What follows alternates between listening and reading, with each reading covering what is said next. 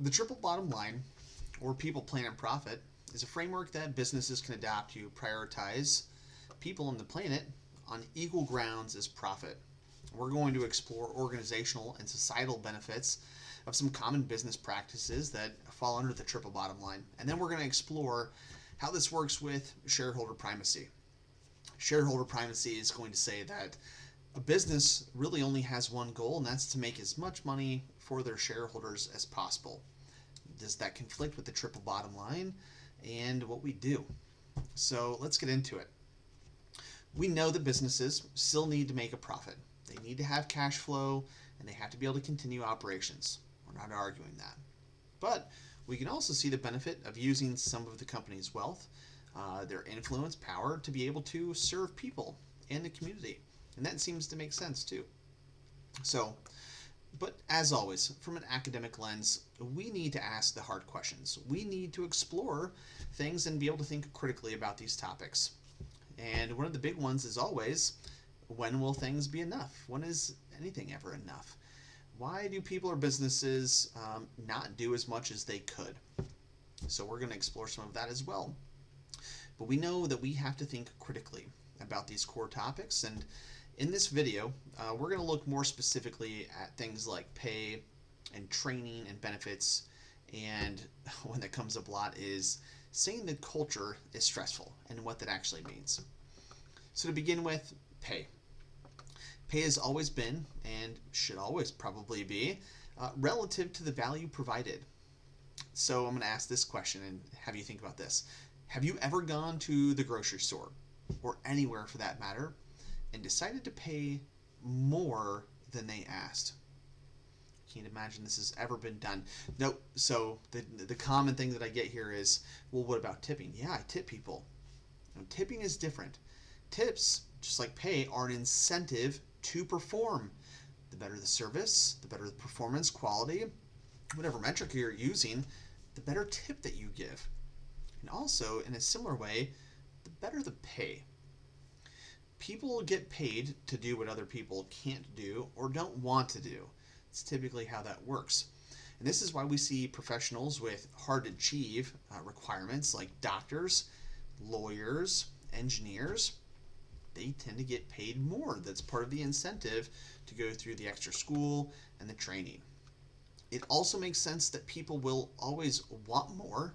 So of course this begs the question of, well, when will it ever be enough? We raise the minimum wage and we raise it again and again. When will it ever be enough?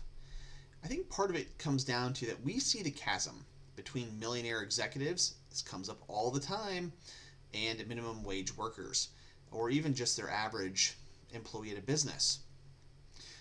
It seems astonishing and probably a little infuriating that we see executives make more money. But for other people, this is actually an example of the American dream. That if you go and work hard, and you put in the time, and you put in the effort, you go to school, that you too could make a lot of money. And that you could be that executive, or you could own your own business and do very well. Right? So this variation, coupled with the subjectivity of the issue, makes it challenging to really define low wages. What is enough? What is a living wage? So one of the hard questions that we have to ask is it really too much? Is it not enough? So the Americans, even the poorest Americans, they live better than pretty much even the rest of the world. The poorest Americans still make more than everyone else in the world. So if we use that same logic, the chasm, the gap between executive pay and average workers, and we say what normal Americans, even poor Americans, make compared to the rest of the world, well, why don't we use that same logic? So are Americans complaining about low wages only because they see millionaire executives, or because their life is truly bad? Can we objectively say that the poorest Americans still has a pretty good life compared to the rest of the world? Objectively, we can say that. I think most scientists and academics would say that. But I've never heard an American ever complain about Jay-Z or Michael Jordan or Taylor Swift being billionaires. No one's ever complained that the Kardashians are rich. And I want to add here, this is a personal opinion, so it's getting a little bit outside of the academic and consultative nature of this video. But I personally would love to see teachers and Nobel laureates and scientists get the same attention and pay that um, movie stars and athletes and performers get. I think that scientists, trying to cure cancer, they should probably have something like the Super Bowl or the Grammys. And people would argue that we do have the Nobel Prize and we have other prizes that acknowledge their work, but they don't get nearly the time or attention. So I think as a society and as a culture, until we start to emphasize and prioritize other work, we're going to continue to get what we've always gotten. And we're going to see athletes and CEOs and other people make so much more money because that's where we have chosen to give our money to. We do it all the time. So back to our topic here about pay. Is this to say that Americans are paid too much in general because of the wage gap between the rest of the world? I don't think anyone would probably agree to that. But again, if we use the same logic that we use between normal workers and executives, then someone probably could argue that. But who's going to give up their salary? So it really begs the question is, well, how much more can you make? Is that allowed? And in America's, I think that is the American dream, is that if you work hard, you can make more. But we really have to get down to the bottom line of pay, is that pay is the incentive from a business for a person to trade their time and talent for their money.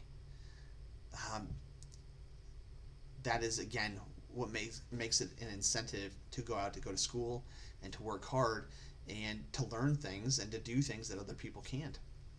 Even deep sea divers or executives, if people make more, it's because of what value they bring to it. So I think this is a good bridge into employer benefits, that just like pay, it really is an incentive for companies that they use to attract and persuade people to come and work for them. That's what pay is, fundamentally, just along with PTO. That companies want to be competitive and they want the best people. They want the top talent, the best employees, so they offer more or better incentives, whether that's pay, PTO, or benefits, right? So people talk about certain benefits as if they're almost like a standard of living now. That it's become so normal in our society that they just expect them. They expect healthcare. They expect paid days off. But I really want you to put yourself into this other perspective, into somebody else's shoes. And now imagine the time when PTO didn't exist yet, right? Think about that. And the first person to come up with this idea, and what other people in the room or what the companies, what their responses would have been, and what business owners would have thought. Now put yourself in that person's perspective. Put yourself into a business owner's perspective. And if you do run a business, you probably understand this better, that if someone advised you for the very first time ever to pay people to not work,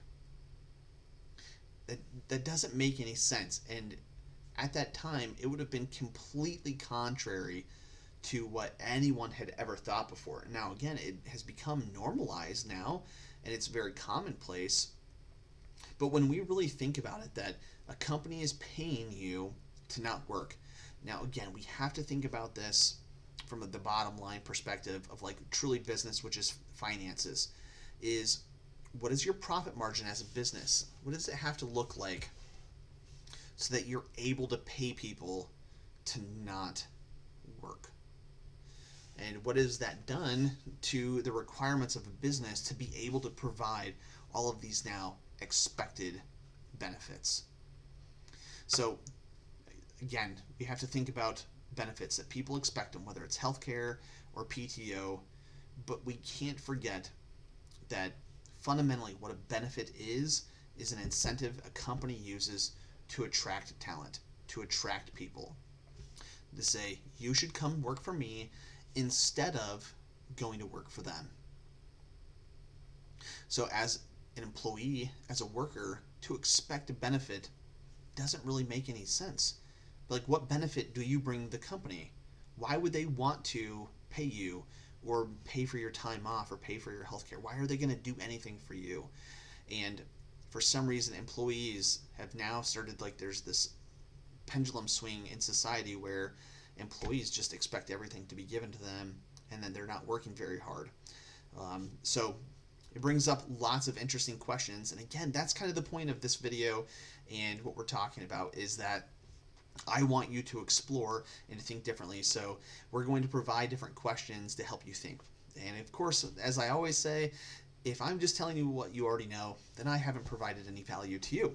So again, hopefully this is very helpful. All right. From the business perspective here, the risk of providing benefits, providing pay, and now providing training. This is another one that we hear a lot, and I wonder how accurate it is, but we keep hearing that more and more employees, they want training. Now, again, from the business perspective, why would you train people? First and foremost, you want people to already have the skills. That makes sense. But if they're rare, hard to come by, you're obviously going to train them. And there's kind of a, I don't know how famous it would be, but there's a story about a CFO and a CEO, and they're talking. And this CEO is recommending that they train people and they do some training for employees. And the CFO's response is, well, what if we spend this money and time and we train them and they leave? And the CEO's response is simply, what if we don't train them and they stay? I love that because it really brings in a question of, sure, you could invest and they could leave, but also, what kind of employees are you going to have if they're not trained up?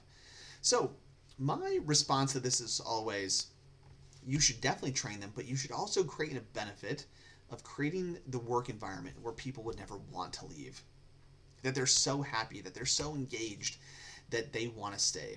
And that's a question I use on like a scale of 1 to 10 is, are you so happy here that you are applying for other positions, or that you think your friends and family should come and work here too? And that's always my goal. Let's create an environment where you're so happy and engaged in your work and you love what you do and you love being here that it doesn't necessarily feel like work. And again, that might seem crazy now, but just like pay and pay time off felt crazy, I think that we should do the crazy thing and we should try to create a work environment where people are actually so happy and engaged that they want to stay. How great would that be? Okay. Kind of brings me into the idea of stressful work environments. This one comes up a lot. So I was just talking about, I would love to create an environment within a company where people are so happy and they want to stay. But on the flip side of this coin, and I got to bring this up, having spent the first 10 years of my professional or adult life in the Marines, the Marine Corps, I don't have a lot of sympathy for the idea of stressful work environments. And part of me was like, what does that even mean? So I'm just being transparent, and I have a funny story about this, okay? So while I was in the Marines, I went all over, but that included 3 trips to the Middle East, Iraq and Afghanistan, and 1 trip to Africa. So I've experienced my fair share of unfavorable and stressful working conditions. And I had only been in my first corporate America job for a few months. And it's the summertime, and the AC goes out in the building. And the temperature got up to like a sweltering, I want to say 75 degrees. It wasn't hot. I mean, anywhere near hot what I would consider that. Especially after having recently come home from the Middle East, I saw 120 degrees. So 75 felt like nothing to me. But so many of my coworkers were complaining, and they were saying, oh, we can't work in these conditions, which was crazy to me. It was nothing to me. So I want you to think about all of our first responders, military, law enforcement officers, and the conditions that they work in and the things they do. Doctors, it's crazy to me, right? But it really, for me, it points out the very, very clear nature of this, how relative stress and what working conditions are. For me, and again, I feel like this is me being less empathetic, but at the same time, I think it's perfectly okay. No, not everyone is meant to join the Marines. Not everyone will make it in the Marine Corps, and that's fine. We should not lower or soften standards or expectations of the Marines to make more people be able to join. It would no longer be the Marines. We shouldn't do that for any job. I don't want it to be easier for people to become a doctor. In fact, I would love to see it be harder. I want my doctor to be very capable, and I want to be confident in that. So if someone doesn't like the work environment, if they don't thrive there, then why are they still there? They're completely allowed to go and work somewhere else, and I think that is perfectly okay too. And they should. They should go find a place where they fit better. Now, and again, if you want to bring in the triple bottom line and you want to take care of people, I think you should have a rigorous hiring process to make sure that you're hiring the right people. And when people are ready to leave, whether they are not a good fit or maybe they have outgrown their role, and if you're not able to promote them internally, again, just take care of people. Do the right thing. Help them find the better fit. I don't see any reason why there would have to be any type of bad blood or pain that goes into this. Is once you've identified that the person is not in the right seat, doing the right role, help them go find something, even if that's external, and go help them do that. It's going to speak volumes for your business and sends a very clear message to everyone in the community and every one of your employees that you don't have to be afraid here. This company cares about people, and we're going to take care of you, no matter what that means. And I think that speaks more, and it speaks volumes to actually taking care of people than just saying, yeah, we care about people. If you do, then treat them accordingly, right? So, creating a happy, fulfilling work environment, I think that is a must. But that's very, very relative to the work and to the people and to the company, and I don't think that you should adjust that. Should it be a great incentive and environment? Absolutely. And I think that's a benefit that we don't talk about nearly enough. But we've covered some big topics, right? And we've asked some serious questions, and hopefully you're thinking more about this and what benefits are and what businesses are really expected to do and why they're expected to do them. Should we offer more pay? Should we offer more benefits and training? We have to ask, well, why would you and why wouldn't you? But it really comes down to, if you're a business owner, you have a mission. You have customers, and no one should really dictate to you about how you spend your money and how you run your or operate your business. Now, if we're a consultant and we're going to advise you, then yeah, we should definitely implement the triple bottom line, and we should do everything that we can, because that's the kind of society we want to live in. We want to live in a polite and happy society. Now, does that interrupt shareholder primacy? I don't think so. It depends on how you look at it. If shareholders only want money, well, that says something about that shareholder and the company, and they can choose to do that. But if shareholders also want the triple bottom line and they want to see companies do good things for people, then the triple bottom line obviously fits. So I think it's easy to see that the triple bottom line can be a very, very valuable investment. And that we have now, I think, objectively said that through the ambiguous nature of things like benefits and pay, there is no clear one-size-fits-all example of what a company should do. But I think that's what makes the triple bottom line work, is that it has us asking different questions of what we can do, what we must do, should do. And if we are asking the questions, we're going to find our way to better answers. And that's really the point. So if you have other thoughts, and if you have anything that adds new conversation to this, maybe you agree or disagree. I love the disagreement. Please throw it in the comments. We can, create more videos and talk about this further, but looking forward to hearing your thoughts. Thanks.